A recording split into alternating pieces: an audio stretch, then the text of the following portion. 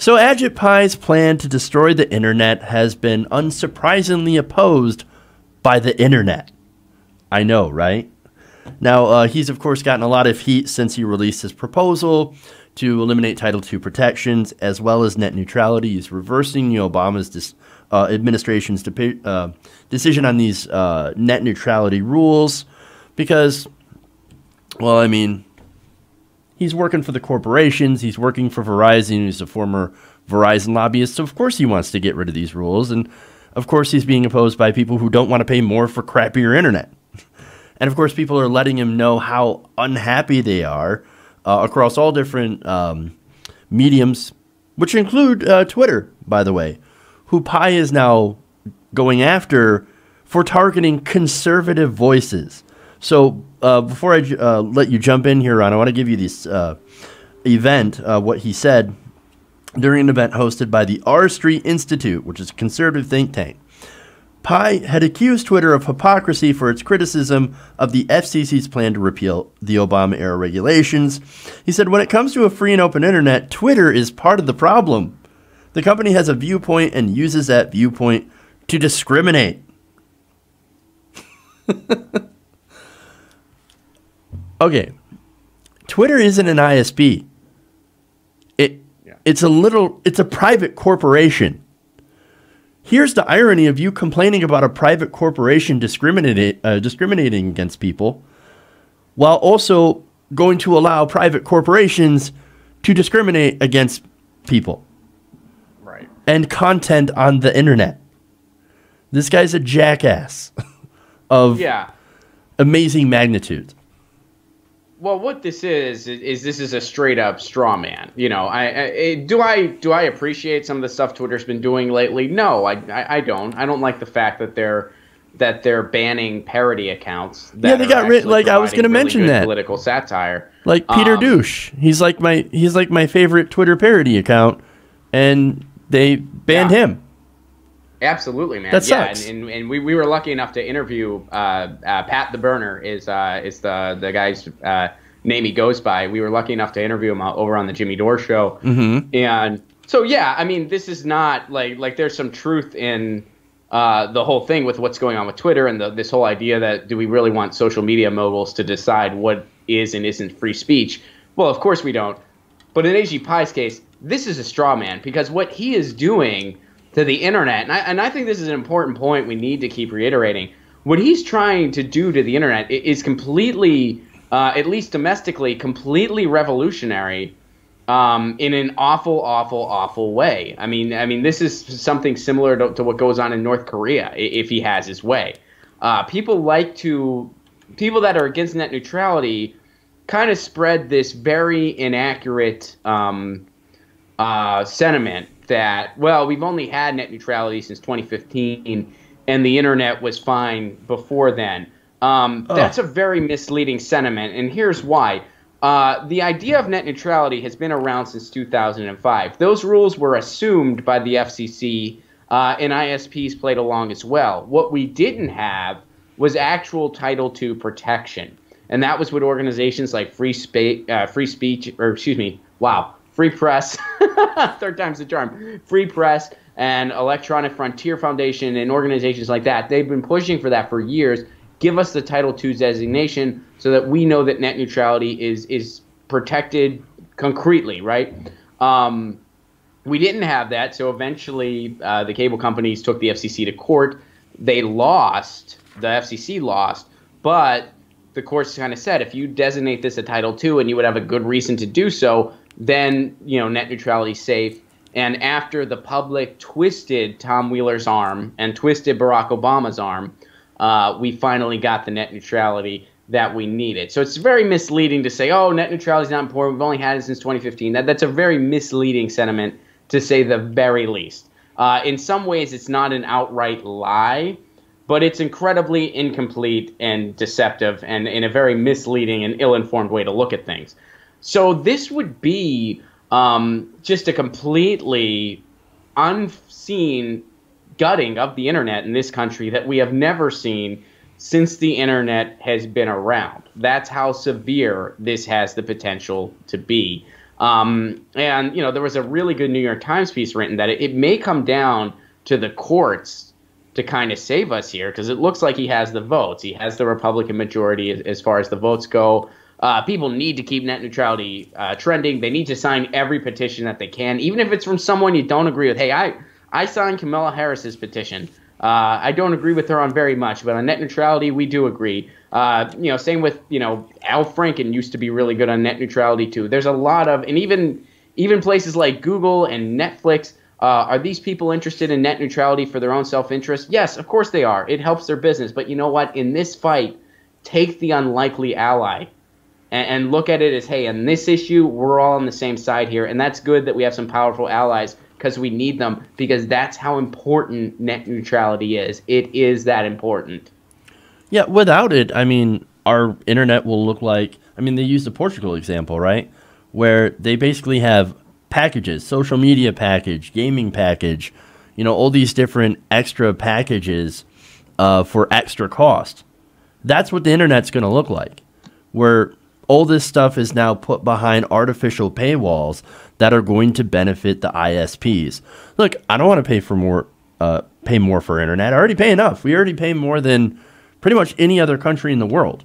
I mean, yesterday I made the comparison between this and healthcare, because when you think about it, the pricing model is kind of the same. We end up getting less for paying more than the rest of the entire world that actually does have rules and also does have a lot of public utilities or public cable companies or public internet companies, I should say, public broadband. And by the way, speaking of public broadband, they have it in Kentucky, Tennessee. I got that wrong. They have it in Chattanooga, and I believe somewhere in St. Louis they're experimenting with it. And it's faster. I don't mean to interrupt, but just as a side note on that, since you brought it up, in the long run, we're going to need a municipal solution. I mean, that's why so many other countries have so much better speeds than we do, and their internet is so much more affordable than ours, is because they don't have these corporate profit-driven duopolies controlling things. They have a municipal internet. At the end of the day, that's what we're going to need. But until that day comes, we need net neutrality. I mean, and it's one of those things. I mean, this could now, in Ajit Pai's proposal, I mean, they could throttle content. They could straight up ban content, and all they need to do is be quote unquote transparent about it. So, I mean, this is a huge pressing issue, and especially for independent content creators like you, Jeff, like me. I mean, our livelihoods are at stake. I mean, this is huge. Yeah, but Comcast promised that they will not throttle or block or anything like that. That's right. I love that. I love that so much. Where they're pushing for anti-net. That would be like the equivalent of someone being like, "Hey, I would never murder somebody. Would you ever murder somebody?" No, of course not. I'd never murder anybody. Okay, well then we shouldn't have laws against murder, right? I mean, I wouldn't do it. You wouldn't do it. So we should just get rid of all these laws against murder, right? Like, we just shouldn't have laws against it, because I would never do it. Like, that's the equivalent. Does that sound shady to you? If somebody came up to you and said that in seriousness, wouldn't you be really creeped out? Wouldn't you think they probably want to kill somebody? Just like, hey, we would never do anything to violate net neutrality, so we shouldn't have these laws for it. Why should we have these laws? Yeah. We'd never do anything to interfere with it. We pinky swear we're Comcast. Would we ever lie to you? Would we? Actually, they did lie to all of us, because right now they're setting up paid prioritization lines. Already they figured out a plan on how to do it. I talked about that yesterday in a segment. So, and they quietly kind of backed away a little bit from that promise. Well, I mean, we're not going to discriminate against legal content. Well, that can be taken as, well, hey, if we give everybody the chance to pay more for paid prioritization, for faster internet lanes, that's not really discriminating, right? Because you just have to pay more. That's all. So that's what they're trying to do. Look, when Comcast came up with that tweet, I remember doing that, responding with, "We don't trust you. We just don't trust you." Yeah. And there's a good reason why. And it's because these corporations are set up for one thing, They're set up to make money for their shareholders. They're set up to make money for the CEOs and their executives. And so they're going to do whatever they're going to do. That's why we actually need rules. That's why we need protections. That's why we need things, not to segue too far away from this, but organizations, agencies like the Consumer Financial Protection Bureau, right? That's why we need these government rules and regulations and agencies that are looking out for us in order to protect us from predatory corporations. Mm-hmm. And we can always count on Donald Trump to appoint people that want to get rid of those agencies to lead them. Absolutely. But yeah, I mean, so in getting back to what Ajit Pai did, or Ajit Pai, this is just a straw man, and this is just an attempt because 76% of citizens favor net neutrality. So out of every 4 people, 3 of them favor net neutrality, and out of that 24%, I have a feeling that some of them don't know what net neutrality is, or have been grossly ill-informed on the topic, or our lobbyists for Comcast are part of that elite group that actually wants to gut these rules. So yeah, there is a huge outpouring of public support for net neutrality. It's still trending on Twitter, and people need to be as loud as possible because it might come down to the courts on this one, and that'll be that might be where the fight ends this time around, and then hopefully switch things over at the FCC as soon as possible. Yeah, and it depends too on what court that it ends up in. If it ends up in the Supreme Court, it's over with. They already have Neil Gorsuch, who is the most corporatist person that's ever put on the court. Thomas, just all of these. Look, we have the most conservative, not conservative, corporatist court in history. They ruled with corporations most of the time. So if it ends up in the Supreme Court, we're done for. But one of these circuit courts or one of these appeal courts could end up giving us a positive. We don't know. We don't know where it's going to end up. But I guess it's premature to talk about it ending up in the Supreme Court. But I don't know. We'll see what decision that they make on December 14th. But I'm not expecting a victory. Yeah, I mean, I was going to say, it is a little premature in some ways to go as far as Supreme Court, but it's certainly not premature to say we're probably, I mean, it looks like he has the 3-2 vote. Yeah. And I mean, hey, I've emailed all those people, and I encourage people to do the same, especially the 3 no votes. But it looks like he's going to have that 3-2 vote.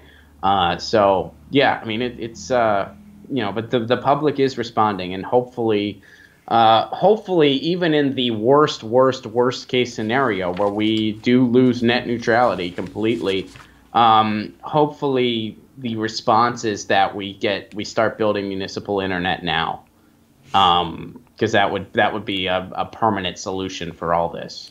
Yeah, and that's the direction that I want to see us go. So, and no matter what happens, we need to get on that.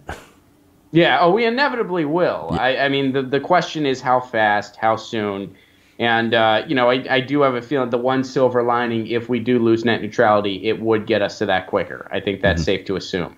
So, that's one kind of positive to take away from this very unfortunate situation that would be catastrophic for media democracy, for digital rights, and so forth. But that is one silver lining.